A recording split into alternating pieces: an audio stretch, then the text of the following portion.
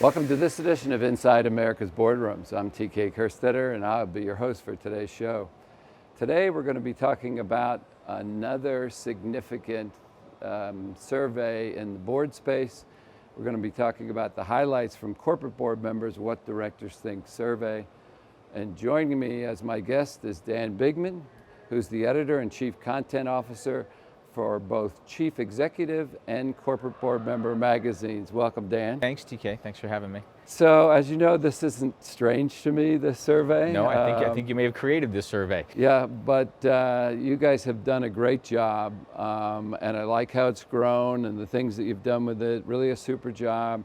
We had a chance to look at PwC's. We had a chance to look at Spencer Stuart's. Only seems logical that we take a look at corporate board members. So the first question I wanted to ask, the survey talks about the results with what keeps directors up at night. This is sort of a great opening question. You asked, when thinking about companies' growth in 2020, what issues keep you up at night? Now, it's interesting to me in a results sense that all of them sort of related. The top five all sort of relate a little bit. Give us the highlights on that question. The top five are the business cycle, the regulatory environment, political stability, foreign trade policy, and of course the presidential election. And for us, the one that really stood out, if you think about it, is regulatory. Why is regulatory number two? This is supposed to be a really deregulatory environment. President Trump has made removing regulation into a really big deal. Why are directors worried about regulation?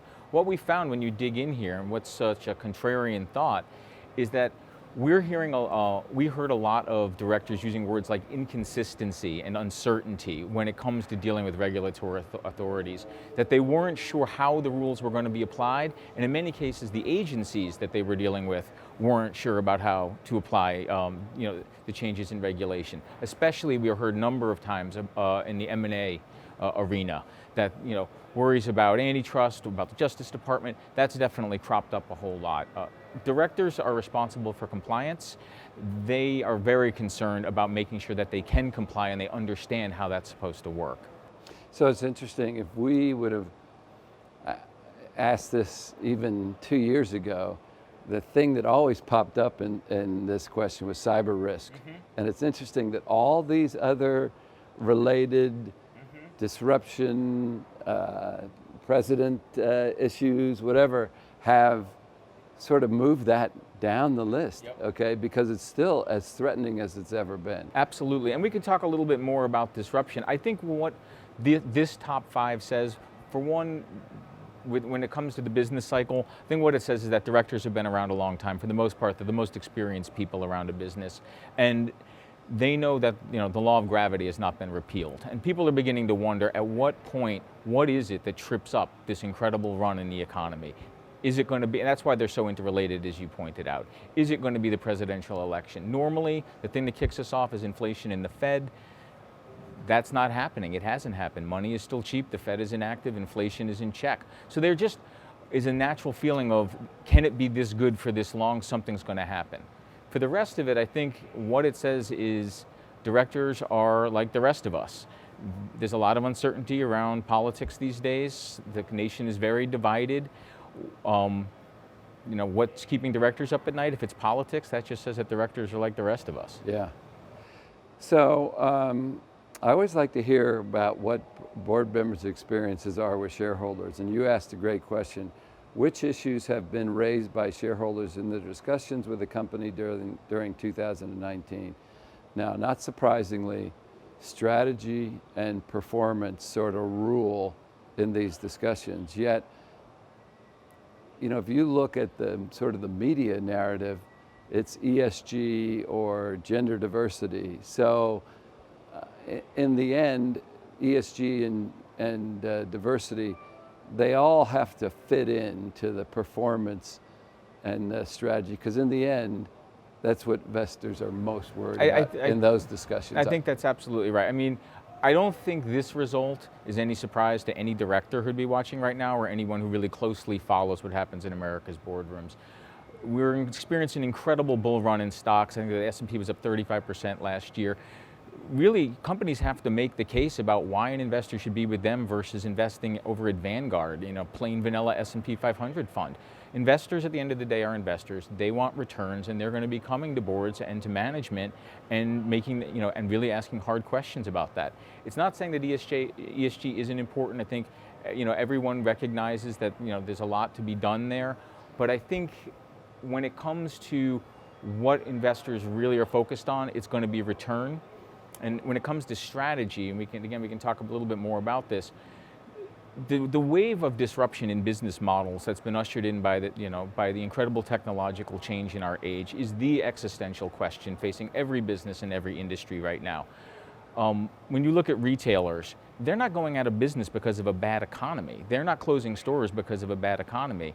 They're closing stores because Amazon is eating their lunch. And that's happening everywhere. So investors want to know, what are you doing about that? What's your plan? And that's why when you look at some of the other things that are keeping investors up, keeping directors up at night, disruptive technology certainly is one of them. Yeah, well, it's changing, we won't have time to talk about it, but it's changing board composition, it's changing everything. And that's why boards have to be on top of all of these issues, so no surprise. And I'll put in a shameless plug, we've been hearing this, it's been creeping up in terms of importance for directors the last few years. We have a disruptive technology summit that is focused really 100% on getting directors ready for these changes, understanding the new business models, and we'll be holding that in Cambridge May 7th and 8th. So I encourage people to come on out for that. It should be really excellent.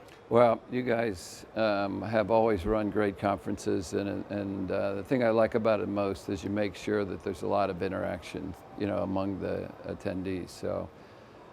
So now we get to one of my favorite questions. I love the question that you asked. What are the top 3 issues directors find most challenging to oversee? Again, I'm going to say not much of a surprise here. Nope, absolutely not. Look, cybersecurity is number 1, disruptive technology is number 2, talent is number 3.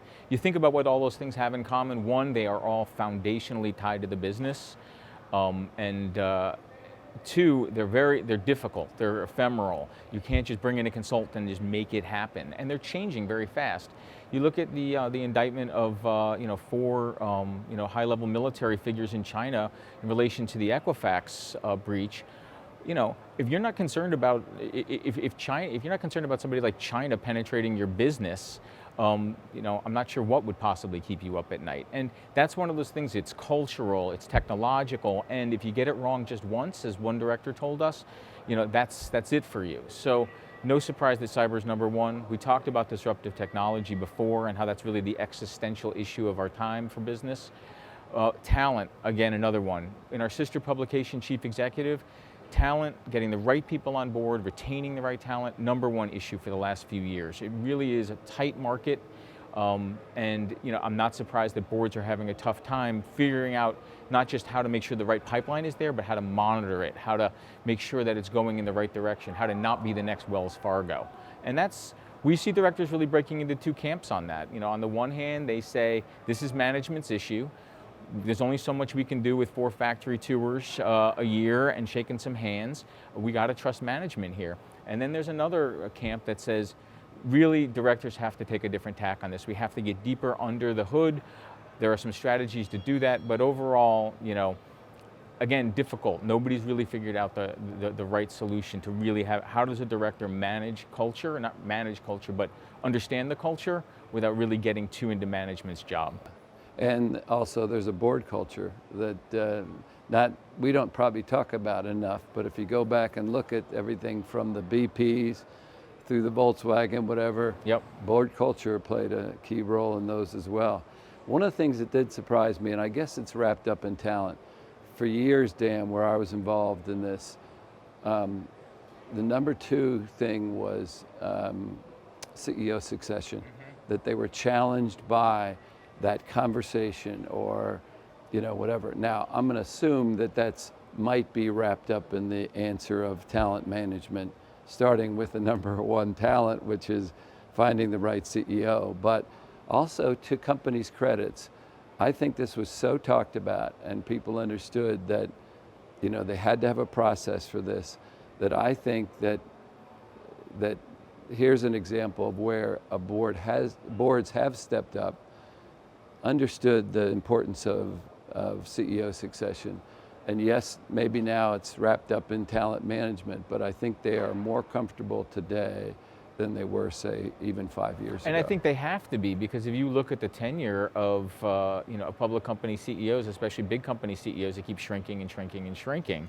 And one of the things, we have an article in this in the Q1 issue of Corporate Board Member about how to prepare for unexpected successions. That's something that's really new. We're watching more and more CEOs just suddenly disappear through the floorboards for one reason or another. And there's the smooth plan that you've got all set, but you also have to have some plan Bs. You have to have some different kinds of thinking when suddenly the time horizon goes from a couple years to tomorrow afternoon. And that's always a potential these days that needs to be thought about. So we only scratched the surface, obviously, with that. Where can people get a copy of the full survey? In the Q1 issue of Corporate Board Member has the full survey. It's also available on boardmember.com. And I encourage people to take a look. Our research editor, Melanie Nolan, did an amazing job, as she always does this year. Shout out to her. And I think people will find a lot of great insight in there. And we have about 30 seconds. What do you guys have coming up in addition to the disruptive event? Right ahead of us, we have our annual Boardroom Summit in New York, April 1st to 3rd. Should be terrific. It always is. It's really just a close cluster of directors from every industry all over the country who really are there just to be with other directors. We have a great lineup of people up on stage, and it should be a terrific event. And I love the peer group. That's my favorite thing that you guys do. And you will be there as well, I know. Yeah. Well, listen, Dan, thanks for taking the time to join us. Again, you guys are certainly one of the players in this space, and this survey has been around for at least 15 years, I'm sure. So anyway, thanks for your time. Thanks for having me, TK. And that will conclude this edition of Inside America's Boardrooms. I hope you enjoyed the show. We'll be back again next week when we take another look at a critical topic that'll help you be a better board member or committee member. So we'll see you then.